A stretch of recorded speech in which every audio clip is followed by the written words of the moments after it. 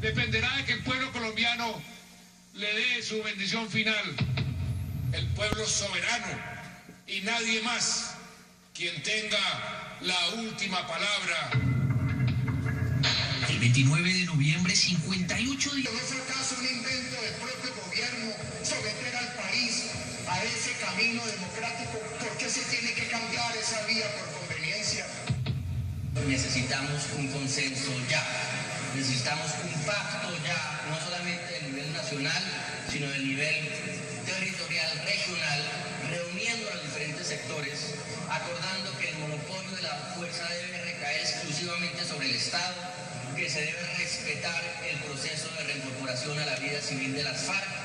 Lo que sucedió en el Senado se repitió en la Cámara de Representantes y aunque sin conocer el resultado final de la votación, el presidente se mostró confiado en que el día D comenzaría a partir de este 1 de diciembre. Mañana comienza ese proceso Dijeron y señalaron que este día D aún no se ha definido.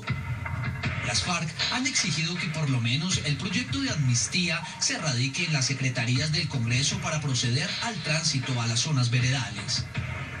Como era de esperarse, el acuerdo fue refrendado en la Cámara de Representantes con una votación de 130 sufragios a favor, pero el debate no estuvo exento de las discusiones y los reparos de quienes exigen un nuevo acuerdo con cambios sustanciales, como el exprocurador Alejandro Ordóñez, quien tuvo una aguda intervención. Presentar un nuevo acuerdo que es, con perdón del doctor de la calle, el doctor Sergio Jaramillo, el mismo acuerdo maquillado.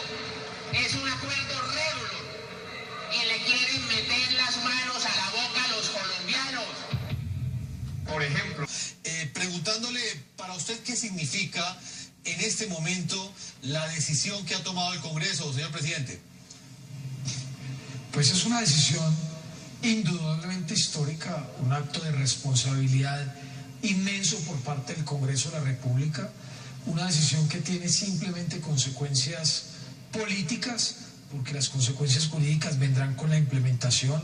Es la decisión de unos senadores y representantes que representamos a un poco más de 14 millones de colombianos, donde le decimos a Colombia y al mundo que estamos de acuerdo con este acuerdo de paz, que estamos de acuerdo con la paz y que a partir de hoy, gracias a la decisión que tomó el Congreso, a partir de hoy en 5 días, las FARC empiezan a movilizar las zonas y van a entregar las armas.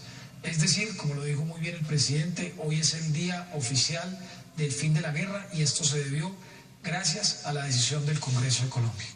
Señor Juan Lozano, ¿qué opina usted frente a esta decisión que tomó el Congreso? ¿Cree usted que el Poder Legislativo podía refrendar? ¿Tenía el Congreso esas facultades para hacerlo?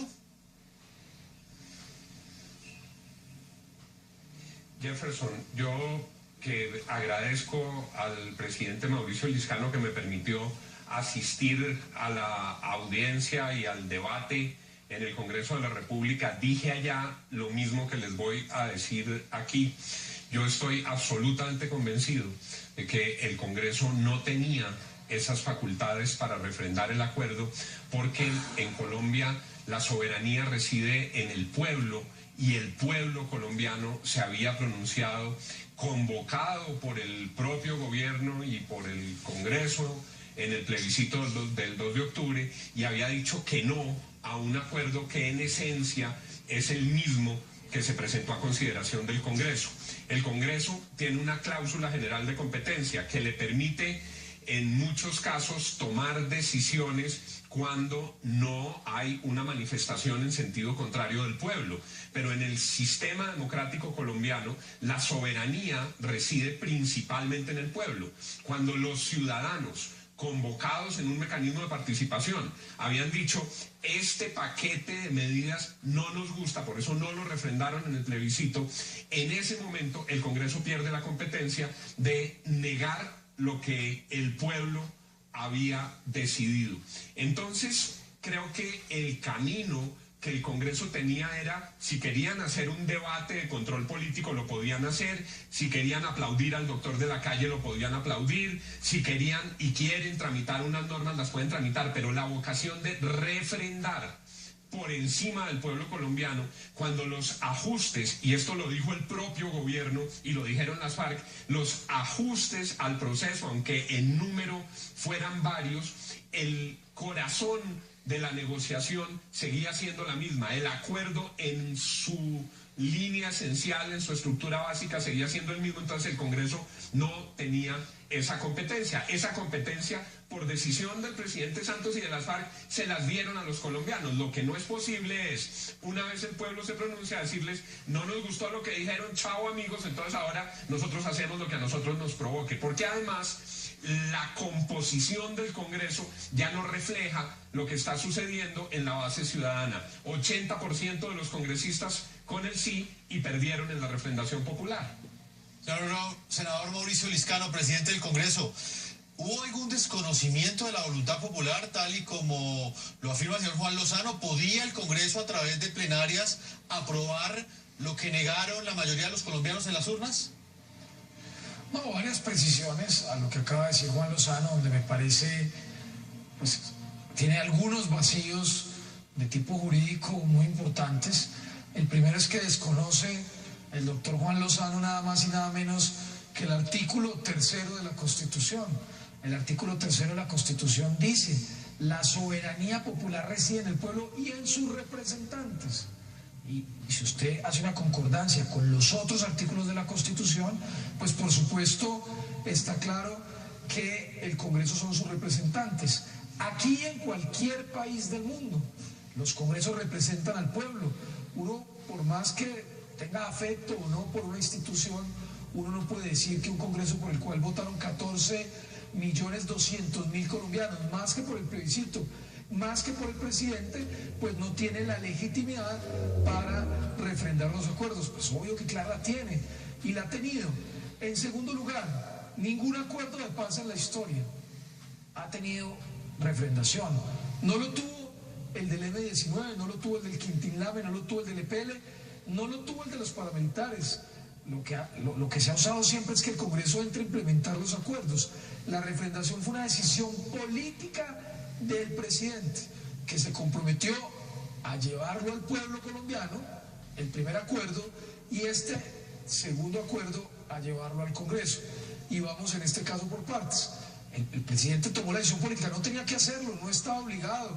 El mismo Centro Democrático siempre dijo que no estaba de acuerdo con el plebiscito. El presidente tomó esa decisión política, el pueblo colombiano dijo no el 2 de octubre y ese acuerdo no se implementó. Ese acuerdo murió ese 2 de octubre, ese acuerdo no se implementó, se respetó la decisión popular y ahora hubo una nueva negociación ante todo el país. 267 cambios, 56 de los 57 esquemáticos. Por supuesto que es un nuevo acuerdo. Temas como el de la restricción de la libertad, que a la gente le preocupa, la conexión con el narcotráfico, la plata que tiene que salir para reparar las víctimas por parte de las FARC. Todo eso fue incluido en un nuevo acuerdo, y en ese nuevo acuerdo el presidente toma la decisión de llevarlo al Congreso. Y lo que es una decisión política. Y el Congreso de la República, pues obviamente lo refrenda, y lo hace por 3 razones, y permítame, qué pena que me alargue, muy concretas. La primera, no polarizar más el país. La segunda, porque el cese al fuego no podíamos esperar 5 o 6 meses más con las FARC preagrupadas para llevar esto nuevamente al pueblo. El plebiscito fue un resultado que polarizó mucho a Colombia, y también el gasto de los recursos. Luego, me parece que no es cierto que no tengamos la competencia, claro que la tenemos. Esta es una decisión más eficiente, y claro que el pueblo colombiano y el Congreso representa la decisión del pueblo. Mire las últimas elecciones de gobernadores y alcaldes, es un poco la composición que tiene el mismo Congreso de la República.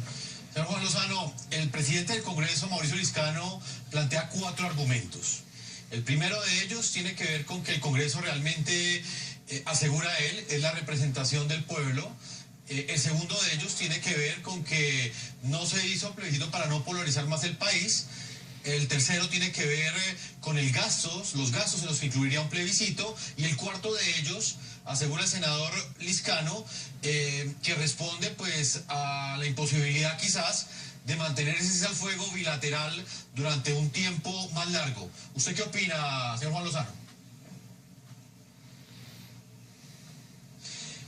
Jefferson, yo tengo un inmenso respeto por el presidente del Congreso, por el doctor Lizcano, y como le decía al comienzo, yo además le agradezco mucho en lo personal que me hubiera permitido ir al Congreso.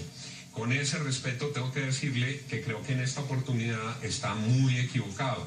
El artículo que él menciona es un artículo que se refiere a la soberanía y que comienza por priorizar al pueblo sobre sus representantes. Justamente la estructura política en la legitimación de las instituciones colombianas coloca en la cúspide al pueblo.